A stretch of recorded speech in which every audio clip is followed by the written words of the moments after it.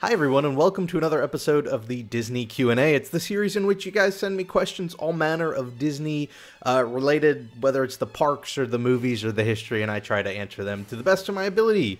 Today we are back at MC Magic, the 1-to-1 scale recreation of Disney World in the game Minecraft, and we're going to walk around the parks a bit, and I'm going to answer some questions. So let's just jump right in. Our first question, two questions, come from George Radcliffe. And George asks, 1.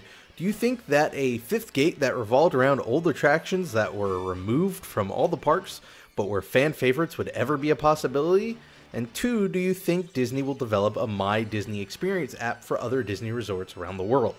To answer your second question first, maybe, probably. I mean, I don't think they've announced anything in those regards, but I feel like as long as it does well and does what it's supposed to do well, then there's no reason why they wouldn't. I haven't gotten to use it much myself personally since I haven't been down in a while. Hopefully that will change soon. But, you know, it's one of those things where, especially with an app, which, I mean, they cost money to develop, but, you know, in the large scheme of things when it comes to running a bunch of resorts around the globe, it's probably a small cost. So if it works and it's something people like, then I don't see why they wouldn't create them for the other resorts. As for your first question, I mean, I don't want to be a Debbie Downer, but no, I don't think it would ever be a possibility. You have to realize old attractions that get closed down, they get closed down for a reason. We like to think, you know, we're diehard fans and we love these attractions, but you have to remember we're heavily in the minority when it comes to the millions of people who go to Disney every single year. We might all miss Horizons greatly, I certainly do, but part of the reason why they got rid of it was because by the time it was ready to close, nobody was riding it anymore. And maybe that has something to do with the fact that we naturally will take, we'll, you know, sort of, not take advantage, but we'll take for granted, you know, something that we love until it's taken away. Look at the Maelstrom. Look at the backlash when they announced that they were closing the Maelstrom. If you had made a list of most beloved rides at Disney like a couple of months before that announcement, I don't think Maelstrom would have ever showed up on that list, but you would have thought they were getting rid of Space Mountain when they announced that they were closing it. That's how much the backlash, you know, was, how fervent it was. So I don't think it would ever really happen, as fun as it would be. I do think and have hope for a possibility in the future of digitally revisiting these attractions. I mean, just look at MC Magic, you know, that's a fan project, and yet it has such a detailed and almost complete, you know, experience of being at Disney. I think if Disney themselves threw the resources into digitally recreating some of these attractions, not in Minecraft per se, but just like, you know, on a computer, in a computer program, you know, something where people aren't going to be, you know, they're not going to feel like they don't have to go to Disney because it exists, because at the end of the day, there are attractions that don't exist anymore. But I think it'd be a cool fan service, and, you know, on the business end of thing, it's something that Disney could charge for. So I think maybe they could live on in some way. I just don't think it'll be in a fifth gate. Our next question comes from Copycat705, who asks 2 questions this week, another twofer. First, what are your thoughts on Bob Iger supposedly saying that the Star Wars attractions that will be coming to Hollywood studios will be based off of the new movies? On one hand, I'm a bit disappointed, as I was really hoping for things from the original trilogy to come, but on the other hand, the new movies might be awesome, and in turn the land will be great. Second, what is your reaction to Meg Crofton, the head of Disney Parks in the US and France, and their former head of the WDW retiring in 2015? Is this a good or a bad change for the parks?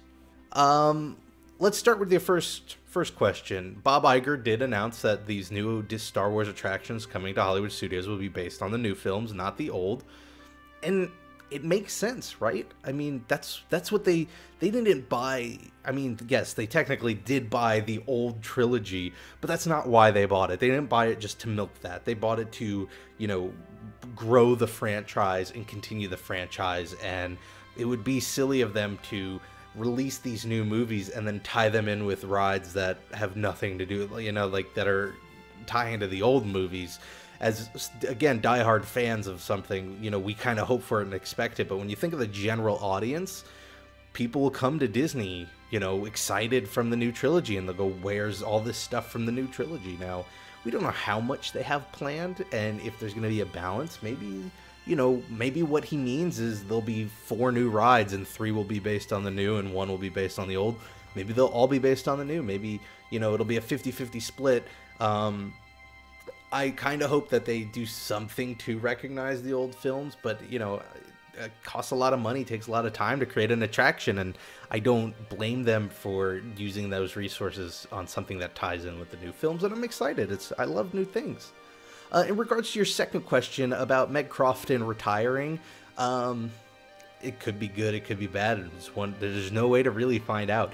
I mean, I'm not too keen on what specifically she's done for the parks as head of the parks. When it comes to an organization like this, it's while, maybe from a figurehead perspective, we like to think of it all falls on her, and so anything that happened in those parks, good or bad, you could blame her. But ideas come from different people, and plans come from different people, so it's hard to say, well, this and this was bad, so her leaving's a good thing, or these are great, so her leaving's a tragedy. All I think we could say is, change can be great sometimes, and I'm always excited for change, so it'll be interesting. And if she's choosing to retire, then, congratulations to her. She gets to relax. I'm sure running Disney World is not an easy job. Our next question comes from B Fish Alex Imagineering, who asks, I have a question. Imagineers Tony Baxter and Bob Gurr both agreed that Horizon should have been put inside Epcot's geodesic sphere as an introduction piece to the park. What would be your feelings to this idea? That's a great idea. That's such a, I never even thought of that, but that's a great idea. I mean, Horizon's theme was all about the excitement of what the future could be like, whether in space or underwater or in the desert, and sort of looking at what we thought the future was going to be and then celebrating what the future could be. And I think that would have been a great message to be an opener for the park. I think the question is, had that happened, what would happen right now, right? Because Horizons ultimately became so, I don't want to say so unpopular, but it lost so much steam that they got rid of it. They put something else there. So would we have lost, and would they have gutted the Spaceship Earth sphere if Horizons was there? I don't know. That'd be an interesting what if to consider, right? I will say this though.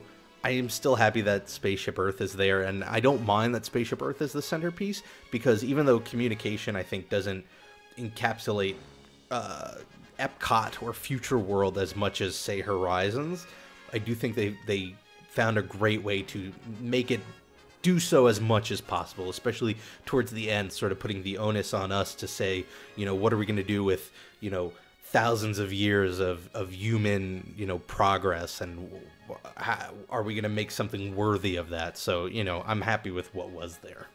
Our next question comes from Julian Suarez, who asks, what is your opinion on Universal Studios Orlando? Have you ever been, and what did you like and dislike about it? So, I have been there twice. I've been there twice. The first time was at, I think, Islands of Adventure, and it was on Halloween. And it was terrifying because they had people with chainsaws without obviously the teeth, but they would chase you around. It was super scary. The rides were okay. I mean, I don't want to sound like I'm knocking Universal by saying it was forgettable, but I don't have a lot of memories of being there. I kind of remember waiting in line for the Twister ride. I mean, it was a one-day experience when I went. I like that they're there. I would like to see the Harry Potter land at some point. I think competition's great. Competition's great for any industry, and theme parks are no different. So to have, Universal there breathing down their neck, it sort of encourages Disney to do new things, and they can't get lazy because they have to sort of win over people's wallets, right? The one thing I'm really bummed that I missed is apparently Universal on Halloween used to do a Bill and Ted show. And I'm a huge fan of Bill and Ted's Excellent Adventure, so I really regret that I never got to see that or, experience that, because I would have totally loved it. Our next question comes from Brian Ryder, says, what are your view on Innoventions in Epcot? Short question, short answer, because I actually want to save this for a revisiting, but I think Innoventions had great intentions, but is really a wasted opportunity right now. You know, Innoventions, I feel like, was meant to be a showcasing of technology that was in our near future, and to show people what our lives could be like, and our more immediate lives, not so much, you know, maybe one day we'll live in space or we'll live under the ocean, but, you know, like maybe in a year or two you'll be using this thing. And so I don't think it does that very well today, and I think it doesn't know what it wants to be. Like, there's the design your own roller coaster thing, Sum of All Thrills, and then there's the House of the Future, and then there are these like mini games that are educational, but super educational to the point where they're not that fun. And I feel like that could use a total revamp, and I do have ideas on what I think it should turn into, and I think that's a great topic for a future episode of Revisiting Disney, so expect that sometime soon. Next question comes from Are You Keep Chopping Online. This is sort of more of a clarification. Are You Keep asks, as you know, the Backlot Tour was removed and part of it is being replaced with a Star Wars land. If you could make a land in that space, what would it be like, and what attractions would you put in that land? So just to clarify, nothing's been announced. Backlot Tour was closed. We know part of it is going to be used for Oaken's trading post, and I don't know what to the extent that's going to be for, but we don't know what the rest of the space is. They did announce that they will be putting Star Wars attractions in Hollywood Studios, but we don't know where. And it makes sense to go somewhere else, though, like, because they've closed Indiana Jones, they closed American Idol, and that area of the park is where Star Tours is, so it would make sense that the Star Wars attractions are going to go there, not by Backlot Tour. Now, there have also been rumors recently that there might be some Toy Story rides, some Pixar rides, and that's where I think they would go, in the Backlot Tour area, because if you think about it, that's really close to Pixar Place, where Midway Mania is, so it would be a natural extension of that, and so that's sort of what I think it's going to be put there. What would I want to put there? I would love to see, I don't know. I really don't know. It's one of those things where, you know what? No, I take that back. I would love to see an area based on Miyazaki films, because I said this in a previous video. I think, you know, Miyazaki's not a Disney property, but they've worked together a lot because Disney has been the sort of US distributors for Miyazaki films like Spirited Away. And I think having an area of Disney, especially because it's animated, it's film related, it's sort of like wild and fancy and different from anything else in Hollywood studios, I think that would be a great place to put like a Miyazaki land. So I would love to see something like that. Our next question comes from Zombek, who asks, Hey Rob, so Disney's roller coasters are made of steel. True. It provides a smooth ride experience. What if Disney decides to make a wooden roller coaster? Do you think Disney would try to make it a smooth experience? Would it still have the same magic? So, that is true, and an excellent point. The roller coasters in Disney World and Disneyland are steel coasters. You kind of have a weird hybrid with California Screamin', which looks like a wooden coaster, but it's actually a steel coaster. And I think a lot of that has to do with more boring elements than we would want to expect. I don't think it's more about the smooth experience. I do definitely think that they wouldn't go for a smooth experience if they ever did make a wooden coaster, because then what's the point, right? You could do like California Screamin', make it look the wooden, but then keep it smooth. I think a lot of it has to do with, you know, a true wooden coaster obviously uses wood, and wood is you know, it is a material that will warp and swell and twist and bend, and it's much harder to keep up than something like steel. So I think it has more to do with maintenance reasons, that it's just cheaper in the long run to have a steel coaster as opposed to a wooden coaster. But the experience also, yes, plays into it. You wouldn't want a wooden coaster over like something like, you know, Space Mountain, where you're, you know, supposed to be smoothly gliding through space and everything. But if you were to do something boardwalk themed, like, you know, with California Screamin', or maybe at the boardwalk in Disney World, then, you know, yeah, it would make sense, because it's sort of a throwback to the old school. And if you think of things like Dinosaur, which isn't a roller coaster, but look at the way Dinosaur works. It is a smooth track with a ride vehicle that simulates the roughness that they want. And I think Disney would be quicker to come up with some sort of coaster medium that's smooth and steel, but, you know, when they want it to feel rough, they'll make it feel rough. I don't know how they do that, but, you know, I think that sort of innovation would come through before they just fall back on making an old school wooden coaster. Our next question comes from Oxboats, who asks, hey Rob, Disney released some new info on Club 33 at Disneyland. Do you think they should make it for everyone and maybe bring it to Disney World? Also, do you think you'll ever see Kingdom Hearts characters walking in Disneyland, Disney World? To your second question, probably not. Unless Kingdom Hearts 3 is like a runaway success, I feel like the Kingdom Hearts characters, and I mean like the specific ones, like what's her name, Sora. Is it Sora? I think it might be Sora. But the ones that are Square characters, I don't think they're that popular. Not enough to justify characters in the parks. That would be cool, you know, to see video game characters in the parks. So I mean, I wouldn't mind seeing it for sure. But I predict it won't happen unless, like I said, Kingdom Hearts 3, you know, does fantastic and becomes like a smash hit, which I hope.